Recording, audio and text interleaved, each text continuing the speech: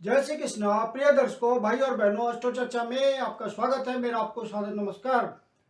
आज के वीडियो में संक्षिप्त पर चर्चा करेंगे कि कन्या लग्न के व्यक्तियों के लिए वर्ष 2023 कैसा रहेगा। वार्षिक फल को जानने के लिए मेजर प्लैनेट्स का मुख्य महत्व होता है, क्योंकि जो मेजर प्लैनेट्स होते हैं वो किसी राशि पे लंबे समय के लिए गोचर करते हैं और उसका हमारे जीवन पे प्रभाव पड़ता है, परिवर्तन हो दिखता है। तो और अन्य ग्रह सहयोग करते हैं रिजल्ट को देने में। यदि आपके ओरिजिनल नटल चार्ट में कोई सुटेबल महादशा अंतरदशा किसी ग्रह की चल रही हो और गोचर भी अच्छा होता है तो आपको अति उत्तम रिजल्ट मिलता है उस साल। और यदि आपके ओरिजिनल नटल चार्ट में फेवरेबल कंडीशन नहीं हो और गोचर बढ़िया हो तो एवरेज रिजल्ट मिलता है। और यदि आपके ओरिजिनल नटल चार्ट में कोई अनफेवरेबल दशा हो किसी ग्रह की और गोचर भी खराब हो तो आपको बहुत ज्यादा परेशानी का सामना करना पड़ता है उस साल। ये गोचर को समझने का तरीका है। प्लैनेट्स में पहले बात करते हैं शनि महाराज की। तो शनि महाराज आपके इस समय पंचम भाव पे गोचर कर रहे हैं, मकर राशि में गोचर कर रहे हैं, स्वराशि में गोचर कर रहे हैं और 17 जनवरी से कुंभ राशि में प्रवेश करेंगे और वहीं गोचर करेंगे। 17 जून को इसी राशि में वक्री होंगे और पुनः 4 नवंबर को मार्गी होंगे। अर्थात 17 नवंबर से शनि महाराज आपके षष्ठ भाव पे गोचर करेंगे, छठे भाव पे गोचर करेंगे। और गुरु महाराज आपके 22 अप्रैल से मेष राशि में प्रवेश करेंगे और वहीं गोचर करेंगे। 4 सितंबर को मेष राशि में वक्री हो जाएंगे और 31 दिसंबर को पुनः मार्गी होंगे और आपके अष्टम भाव पे गोचर करते रहेंगे। 30 अक्टूबर को राहु आपके मीन राशि में प्रवेश करेंगे और वहीं गोचर करेंगे। इस समय राहु महाराज आपके अष्टम भाव पे गोचर कर रहे हैं और 30 अक्टूबर से मीन राशि में गोचर करेंगे। मीन राशि में उनका गोचर प्रारंभ होगा और सिमल्टेनियसली 30 अक्टूबर से आपके लग्न पे गोचर करेंगे कन्या राशि में। तो इन ग्रहों का विशेष प्रभाव होगा रिजल्ट के लिए। यदि आप नए दर्शक हैं तो कैसे पता करेंगे कि आप कन्या लग्न के व्यक्ति हैं? तो अपना बर्थ डिटेल्स किसी अच्छे एस्ट्रो के सॉफ्टवेयर में डालिए जो लग्न कुंडली बनकर आती है, जिसको D1 चार्ट भी कहते हैं। उसमें यदि प्रथम भाव में 6 नंबर लिखा हो तो आप कन्या लग्न के व्यक्ति हुए। ये आपकी कुंडली है और ये प्रथम भाव है, इसमें 6 नंबर लिखा हुआ, अर्थात ये कन्या लग्न की कुंडली हुई। 1 जनवरी 23 को जो गोचरीय परिस्थितियां हैं उसको आपकी कुंडली पे मैंने लगाया हुआ है। वार्षिक फलादेश के लिए शनि महाराज का रिजल्ट बहुत ही अच्छा होगा गोचर में आपके लिए, लेकिन गुरु महाराज का उतना अच्छा नहीं होगा जितना शनि महाराज का होगा। शनि महाराज इस समय पंचम भाव पे गोचर कर रहे हैं और 17 जनवरी से ही आपके षष्ठ भाव पे चले आएंगे। तो शनि महाराज का छठे भाव पे गोचर बहुत ही अच्छा रिजल्ट देता है। छठा भाव आपके सर्विस सेक्टर का होता है, सर्विस का होता है। किसी तरह आप सेवा भाव से जुड़े हुए हैं, किसी भी तरह की सेवा से। प्रोफेशन आपका उस तरह का है जैसे आप लॉयर हैं, कोर्ट में प्रैक्टिस करते हैं, क्योंकि छठा भाव लड़ाई झगड़े का भी होता है। तो कोर्ट कचहरी से संबंधित जो काम धाम है उसमें आपको बहुत सफलता मिलेगी। शनि महाराज आपको बहुत आगे ले जाएंगे प्रोफेशन में। और शनि महाराज प्रोफेशन के कारक भी होते हैं। और यदि आप डॉक्टर हैं, सर्जन हैं, किसी भी तरह के आप सेवा भाव से जुड़े हुए हैं तो सर्विस सेक्टर आपका ग्रोथ करेगा और आप प्रोफेशन में काफी आगे निकल जाएंगे, क्योंकि शनि महाराज का छठे भाव पे गोचर करना आपके लिए फेवरेबल होगा। अपने कंपटीटर से आप बहुत आगे निकल जाएंगे। यदि कोई स्टूडेंट प्रतियोगिता परीक्षा के लिए तैयारी कर रहा है, अनएम्प्लॉयड है और सर्विस के लिए प्रयास कर रहा है तो उसको शनि महाराज सफलता देंगे। यदि आप बिजनेसमैन हैं तो अपने बिजनेस में आप आगे निकल जाएंगे, प्रतिस्पर्धा में बहुत आगे रहेंगे। आप इस बात को आप महसूस करेंगे। और मान लीजिए कि आप बिजनेसमैन हैं या सर्विस ही करते हैं तो आपको लोन वगैरह की जरूरत पड़ी तो शनि महाराज के हेल्प से आपको लोन भी मिल जाएगा और लोन आप चुकाने में भी सफल हो जाएंगे। तो इस लिहाज से शनि महाराज का गोचर बहुत ही सुंदर है। यदि आपका पहले से इंफ्रास्ट्रक्चर बना हुआ है, पहले से प्रयास कर रहे हैं डेडिकेशन के साथ, सिंसियरिटी के साथ, ऑनेस्टी के साथ, तो आपको फल मिलने लगेगा अपने प्रोफेशन का, अपने बिजनेस का, अपनी सर्विस का, और आप ज़्यादा से ज़्यादा धन कमाने में सफल होंगे और संचित निधि में आप वृद्धि कर पाएंगे, मतलब धन संचय कर पाएंगे। धन अच्छे रूप में आपके पास आएगा, सब्सटेंशियल अमाउंट आएगा। जो बाहर से व्यापार करते हैं, एक्सपोर्ट इंपोर्ट का बिजनेस करते हैं, बाहर से संबंध बनाना चाहते हैं, ऑनलाइन बिजनेस करना चाहते हैं, किसी तरह का नेटवर्किंग करना चाहते हैं, उन सब के लिए ये ग्रोथ वाला समय होगा। और आप यदि मेहनत कर दिया आपने तो आपको ग्रोथ मिल जाएगा और आप धन संचय कर लेंगे। यदि आप पारिवारिक बिजनेस में लगे हुए हैं और बहुत मेहनत से अपने बिजनेस को खड़ा किया है, काम धंधे को खड़ा किया है, तो वहां पे आपके सारे निगोशिएशन सफल होंगे, नए नए कॉन्टैक्ट्स बनेंगे, उसके थ्रू आपको सफलता मिलेगी और आप अपने काम को ऊंचाई पर ले जा पाएंगे। क्योंकि शनि महाराज की 10वीं दृष्टि, कर्म की दृष्टि धन भाव पे पड़ रही है। आध्यात्मिक उन्नति में लगे हुए लोग भी बहुत ज्यादा सफलता पाएंगे, जो प्रयास कर रहे होंगे उसमें उनको सफलता मिलेगी। एक्सपेंडिचर उनका बढ़ेगा, सोच समझ के वो खर्च करेंगे, इन्वेस्टमेंट करेंगे तो फायदा मिलेगा। लॉन्ग टर्म इन्वेस्टमेंट इस समय आप प्रीफर करें तो ज्यादा अच्छा रहेगा। अब गुरु महाराज की बात करते हैं। तो गुरु महाराज आपके इस समय सप्तम भाव पे गोचर कर रहे हैं, अपनी राशि में गोचर कर रहे हैं, बहुत बढ़िया रिजल्ट दे रहे हैं, क्योंकि आपके लग्न को देख रहे हैं और आपकी पर्सनालिटी को इंप्रूव कर रहे हैं, सामाजिक प्रतिष्ठा, मान सम्मान में वृद्धि कर रहे हैं और पारिवारिक जीवन को भी सफल बनाए हुए हैं। आपसी पार्टनर के प्रति आपसी अंडरस्टैंडिंग भी बनी हुई होगी, प्यार मोहब्बत के साथ सारा मामला सुलझ रहा होगा। यदि कोई डिफरेंसेज आ रही होगी तो सुलझ गया होगा, सुलझ रहा होगा, इस तरह की बातें हो रही होगी, क्योंकि गुरु महाराज स्वराशि में गोचर कर रहे हैं। अनमैरिड पर्सन्स हैं, उनको भी अपने लायक मैच ढूंढने में सफलता मिलेगी यदि प्रयास करेंगे, क्योंकि ये समय गुरु महाराज का गोचर बहुत बढ़िया है आपके लिए। गुरु महाराज यहाँ से गोचर करते हुए आपके पंचम भाव को देख रहे हैं, मतलब आपके लिए धन की व्यवस्था कर रहे हैं। विभिन्न प्रकार से अवसर आपके पास आएंगे, आपने अवसर को पहचान करके उसको अपने लिए उपयोग में ले लिया तो आपको कमाने के अवसर मिलेंगे।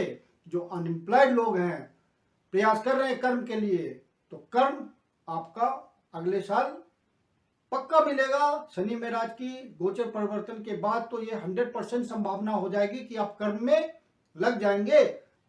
और शनि महाराज अपने ही राशि में गोचर कर रहे हैं, मूल त्रिकोण वाली राशि में गोचर कर रहे हैं, इच्छा पूर्ति वाली राशि में गोचर कर रहे हैं, तो आपकी इच्छाएं शनि महाराज पूर्ण करेंगे। शनि महाराज का पूरा सहयोग है आपको गोचर परिवर्तन के बाद।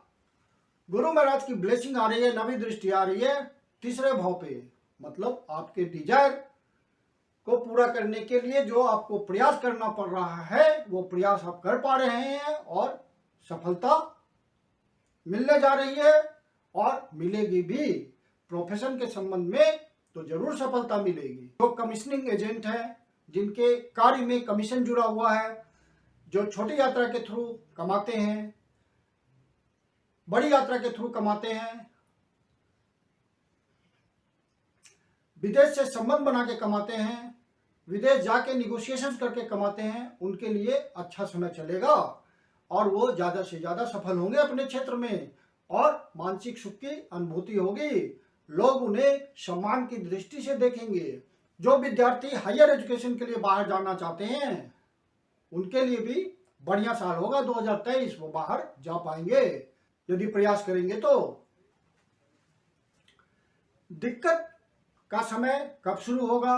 तो दिक्कत का समय शुरू होगा जब गुरु महाराज आपके 22 अप्रैल से मेष राशि में प्रवेश करेंगे और अष्टम भाव पे गोचर करेंगे।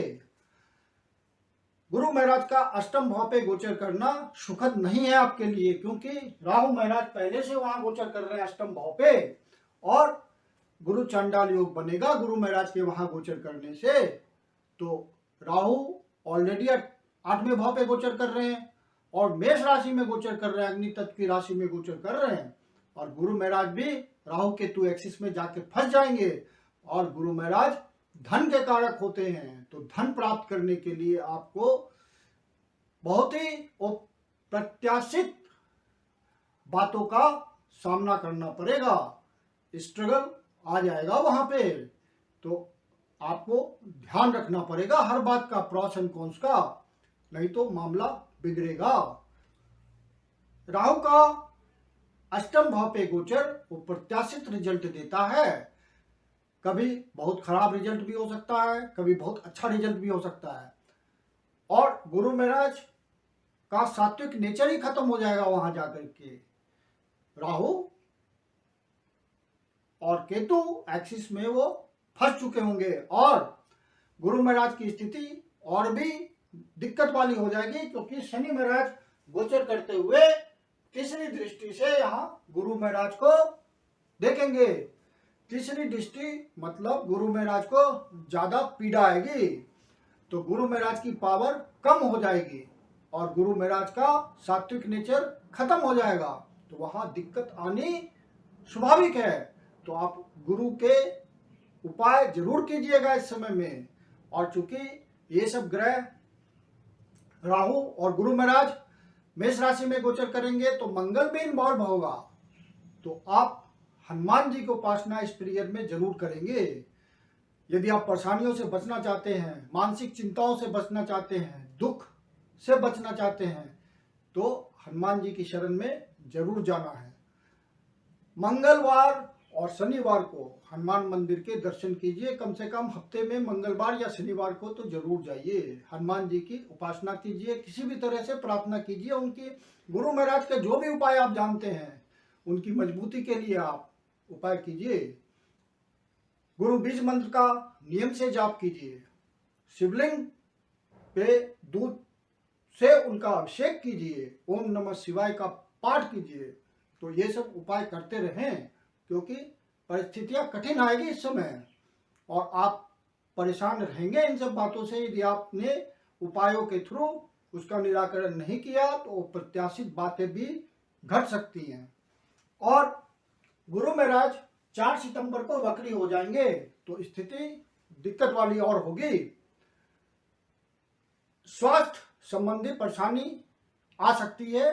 गोचर का इंडिकेशन यही बताता है, क्योंकि शनि महाराज आपके लिए अच्छे हैं लेकिन षष्ठ भाव पे गोचर कर रहे हैं, और जब शनि महाराज वक्री होंगे और गुरु महाराज भी वक्री होंगे, शनि महाराज रोग के कारक होते हैं और वक्री हो जाएंगे। वक्री ग्रह आपको रोग में कोई रिलीफ नहीं देंगे, तो रोग उभर कर सामने आ सकता है, कोई नया रोग जन्म ले सकता है, पुराने रोग उभर कर सामने आ सकते हैं। तो स्वास्थ्य का बहुत ध्यान रखना इस पीरियड में आपको। अब जब दोनों ग्रह सिमल्टेनियसली वक्री हो जाएंगे तो आप में एक और नई परिस्थिति जन्म लेगी। आप हठधर्मी हो जाएंगे उस समय और मनमानी करेंगे, किसी की बात नहीं सुनेंगे। तो इस बात को गोचर जन्य परिस्थिति समझ करके आप निराकरण जरूर कीजिएगा। ध्यान रखिएगा इस बात का कि आप मनमानी ना करें, नहीं तो आपको हानि पहुंच सकती है। गोचर आपको सावधान करता है ज्योतिष के माध्यम से, और आपने निराकरण किया तो उन सब हानिकारक परिस्थितियों से आप साफ बच निकलेंगे, कोई परेशानी नहीं आएगी। तो आप सावधान हो जाइए और निराकरण करते रहिए। यदि आप इस पीरियड में वाहन का प्रयोग करते हैं, वाहन चलाते हैं रेगुलर, तो आप ड्राइविंग का ध्यान रखिएगा, एक्सीडेंट का ध्यान रखिएगा, किसी तरह का चोट चाट ना लगे इसका ध्यान रखिएगा। 30 अक्टूबर को राहु महाराज मीन राशि में प्रवेश करेंगे, अर्थात सप्तम भाव पे आएंगे और केतु महाराज आपके प्रथम भाव पे आएंगे। मतलब राहु केतु एक्सिस बिल्कुल एक साथ वाली हो जाएगी। केतु आपके लग्न पे गोचर करेंगे तो आप अपने प्रति लापरवाह हो जाएंगे और राहु आपको बहुत, यदि आप पब्लिक इंटरेक्शन में हैं, किसी तरह का पब्लिक इंटरेक्शन से धन कमाते हैं तो वहां आपकी इच्छाएं बहुत बढ़ जाएंगी और आप बहुत केयरफुल हो जाइएगा धन कमाने के लिए। किसी गलत रास्ते से भी आप धन कमा सकते हैं तो वहां आप ध्यान रखिएगा कि आपके कर्म खराब ना हो। ईमानदारी से आप काम करेंगे तो राहु गलत रिजल्ट नहीं दे सकता और आपको राहु सपोर्ट करेगा और आप ईमानदारी से भी धन कमाएंगे अच्छा। तो इस बात का आप ध्यान रखेंगे क्योंकि राहु आपकी पब्लिक इमेज पे गोचर करेगा और पब्लिक इमेज आपने खराब की तो वो आपके लिए हानिकारक होगा। राहु आपके सप्तम भाव पे गोचर करेंगे और केतु आपके प्रथम भाव पे गोचर करेंगे। अनायास ही और अनएक्सपेक्टेड धन की प्राप्ति होगी। कोई आपका रुका हुआ काम पूरा हो जाएगा, कोई अचानक से आपको सफलता मिल जाएगी। तो ये सब बातें फिर राहु आपको देंगे और केतु से अच्छा रिजल्ट लेने के लिए आपके लिए सबसे सरल उपाय है कि आप अपने मस्तक को बो डाउन कीजिए पब्लिक के सामने। जो भी आप निगोशिएशन करते हैं विनम्र बने रहिए, समाज के सामने विनम्र बने रहिए तो केतु महाराज आपको दिल से सपोर्ट करेंगे और आपको रिजल्ट देते जाएंगे। तो अगले साल आपके लिए कुछ बातें बहुत अच्छी है, कुछ बातों का ध्यान रखना है और यदि आपने ध्यान रखा तो 2023 आपके लिए बहुत ही सुखद मंगलमय होगा और नया साल आपके लिए बहुत ही लाभप्रद हो, सारी खुशियां आपको मिले, ऐसी मेरी शुभकामना है। मैं कुंदन शर्मा आप लोग का हार्दिक स्वागत करता हूं। यदि आपके जीवन की कोई समस्या है जिसका समाधान आप हमसे चाहते हैं तो पर्सनल कंसल्टेशन ले सकते हैं। मेरी अपनी कंसल्टेशन शुल्क होती है।